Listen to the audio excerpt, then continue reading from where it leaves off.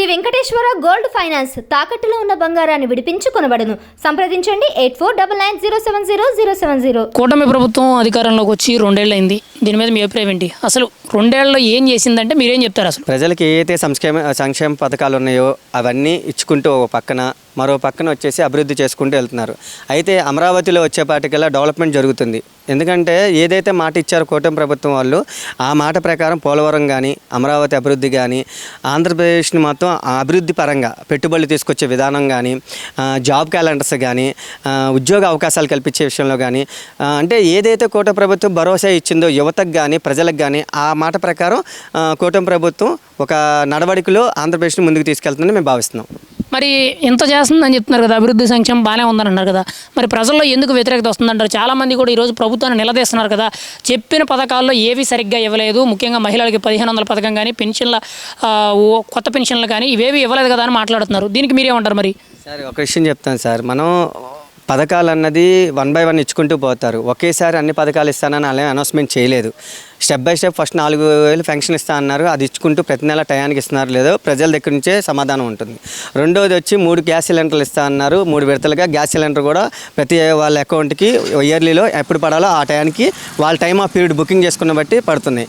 ఇక మీరు ఉద్యోగ అవకాశాలు కానీ లేకపోతే డెవలప్మెంట్ కానీ పెట్టుబడులు తీసుకొస్తున్నారు, రోడ్లు వేస్తున్నారు. ఇప్పుడు మనం ఇన్నాళ్ళు పంచాయతీ శాఖల్లో కూడా ఇంతకుముందు అంత అభివృద్ధి అన్నది ఎక్కడ కనపడాల. ఈ ప్రభుత్వం వచ్చే కదా కళ్యాణ్ గారు కానీ చంద్రబాబు నాయుడు కానీ ఒక మాట మీద ఉండి పల్లెటూరులు కూడా ఒక మంచి అభివృద్ధి పరంగా నడిపిస్తున్నారు.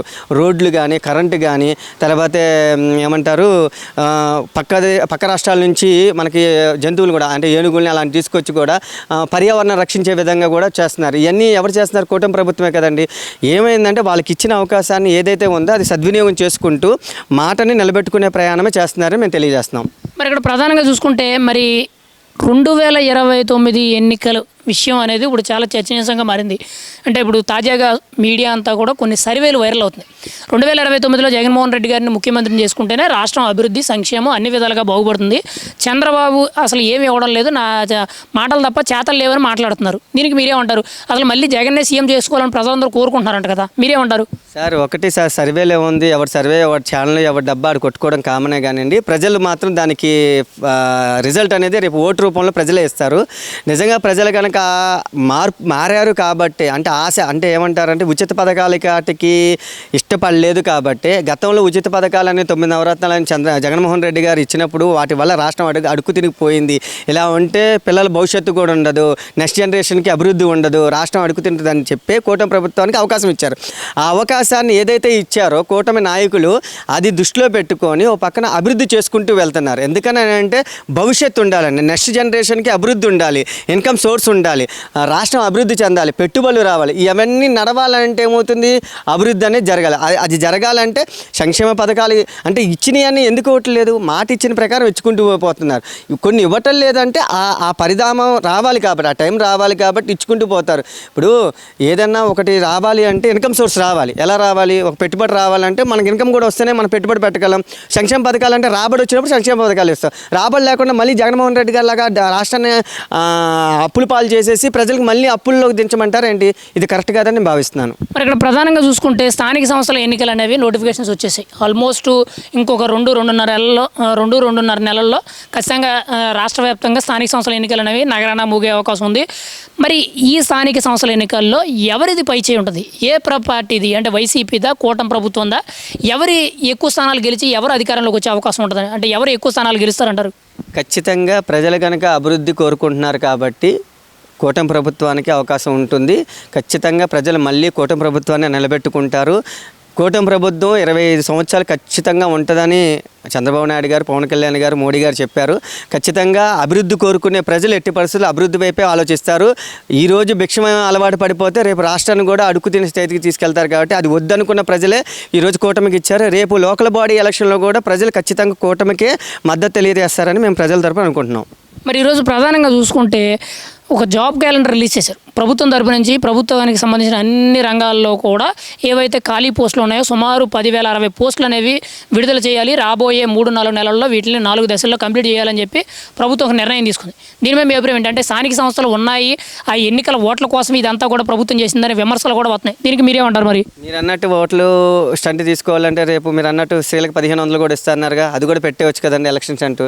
కాదండి, జాబ్ క్యాలెండర్ ఎప్పటి నుంచో వదలాలి. జస్ట్ గత ప్రభుత్వంలో జగన్మోహన్ రెడ్డి గారే జాబ్ క్యాలెండర్ ఇయర్కి ఒకసారి వదులుతా అన్నారు. 5 ఏళ్ళలో వదిలిన దాఖలే లేవు. అయితే ఈ ప్రభుత్వంలో వచ్చాక డిఎస్సి ఇచ్చారు, పోలీస్ కానిస్టేబుల్ ఇచ్చారు. ఇప్పుడు జాబ్ క్యాలెండర్ అన్ని వ్యవస్థల్లో ఏదైతే గవర్నమెంట్ సెక్టార్స్ ఉన్నాయో అన్ని వ్యవస్థల్లో ఉన్న ఖాళీగా ఉన్న పోస్టులన్నీ భర్తీ చేయడానికి జాబ్ క్యాలెండర్, అది సంతోషదగిన విషయం.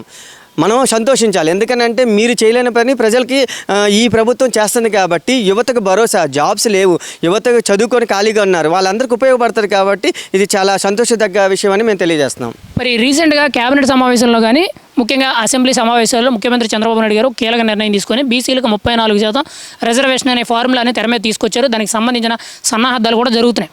ప్రభుత్వం ఏకపక్షంగా సరైన నిర్ణయం తీసుకుందని అంటున్నారు. దీని గురించి మీరేమంటారు? ఇది కూడా ఎన్నికల్లో ఒక భాగమే, స్థానిక సంస్థల ఎన్నికల్లో ఓట్ల కోసం బీసీలను ఆకట్టుకోవడానికి ఇదంతా చేశారని మాట్లాడుతున్నారు. మీరేమంటారు దీనికి? ఖచ్చితంగా చంద్రబాబు నాయుడు గారు ఏ వ్యూహం లేకుండా తీసుకోరు. అది ప్రజలకు ఉపయోగపడే విధంగానే బీసీలకి న్యాయం చేసే పక్షాన మాత్రమే ఆయన ఈ నిర్ణయం తీసుకున్నాను అనుకున్నాం. ఎందుకంటే ఓవరాల్గా మనం ఓటు బ్యాంకింగ్ తీసుకుంటే 52% బీసీలు ఓటింగే ఉందండి. సో ఏ మెజార్టీ పీపుల్ ఉన్నారో ఆ మెజార్టీ పీపుల్కి న్యాయం జరిగితేనే కదా ప్రజలు ఓటేస్తారు. అది నువ్వైనా చేస్తావు, ఏ రాజకీయ నాయకుడైనా చేస్తాడు. కామన్ ఏంటంటే చంద్రబాబు నాయుడు గారు ఏం ఆలోచించారంటే బీసీలని వెలుగులోకి తీసుకొచ్చి వాళ్ళకి అభివృద్ధి పరంగా నిలబెట్టాలి, ఆర్థికంగా నిలబెట్టే విధంగా చూడాలనే ఉద్దేశంతో అది తీసుకొచ్చారు. కాబట్టి అది బీసీలకు మంచి ఉపయోగపడే విషయం అండి. సో అది ఓకే. మరి ఫైనల్గా చూసుకుంటే 2029లో ఎవరు అధికారంలోకి వస్తారు? ఇప్పుడు స్థానిక సంస్థల విషయాన్ని పక్కన పెడితే 29లో జగన్ గారే ముఖ్యం అనే విధంగా మాట్లాడుతున్నారు. అసలు మీ అభిప్రాయం ఏంటి? 2029లో ఎవరు వస్తే ఆంధ్రప్రదేశ్ భవిష్యత్తు బాగుంటుంది? అసలు మీ అభిప్రాయం ఏంటి? మీ మద్దతు ఎవరికి? ఖచ్చితంగా కూటమి ప్రభుత్వానికి అండి. ఎందుకనంటే మేము అభివృద్ధి కోరుకుంటున్నాము, నెక్స్ట్ జనరేషన్ భవిష్యత్తు కోరుకుంటున్నాము. ఆంధ్రప్రదేశ్ 2 రాష్ట్రాలుగా చీలిపోయిన తర్వాత మన ఆంధ్రప్రదేశ్కి ఆర్థికంగా చాలా వెనకబడిపోయామండి. సో ఆర్థికంగా మనం నిలదెక్కిన రోజు మన ఆంధ్రప్రదేశ్ వెలుగులోకి వస్తుంది. అలాగే పెట్టుబడులు కానీ, ప్రజలకి ఉద్యోగ అవకాశాలు కానీ, చదువుకున్న విద్యార్థులకు అవకాశాలు కానీ ఇవన్నీ నడవాలంటే మనకి ఆర్థికంగా ఎదగాలి. ఎదిగిన రోజు పెట్టుబడులు వస్తాయి, పెట్టుబడులు వచ్చిన రోజు ఉద్యోగ అవకాశాలు వస్తాయి. సో ఏంటంటే ఎట్టి పరిస్థితుల్లో 2029లో కూటమి ప్రభుత్వం వస్తే ఎవరైతే చెప్పారో ఎన్డీఏ కూటమి నాయకులు ప్రజలకి అభివృద్ధి పరంగా నడిపిస్తానని మాట ఇచ్చారు, అలా ఆర్థికంగా నిలదొక్కునే విధంగా చేస్తాను. అది ఖచ్చితంగా నడుస్తుందని మేము ప్రజల తరపు కోరుకుంటున్నాం. అది ఖచ్చితంగా జరుగుద్దని మేము భావిస్తున్నాం. ఒక మాటలో 2029 ఎవరిదంటే మీరు ఏం చెప్తారు? కూటమి ప్రభుత్వం అండి, పక్కా అండి. మరి మాజీ ముఖ్యమంత్రి జగన్మోహన్ రెడ్డి గారి పరిస్థితి ఏంటి మరి? ఏముందండి, 11 సీట్లు కాస్తా రేపు 1-2 సీట్లకు పరిమితం అవ్వకుండా ఉంటే చాలు. అదే మేము కోరుకుంటున్నాం. ఎందుకనంటే ఆయన ఇప్పటికీ ప్రజల భవిష్యత్తు కోసం ఆలోచించట్లేదు, కేవలం డైవర్షన్ పాలిటిక్స్ ప్లాన్ చేస్తున్నారని మేము తెలియజేస్తున్నాం.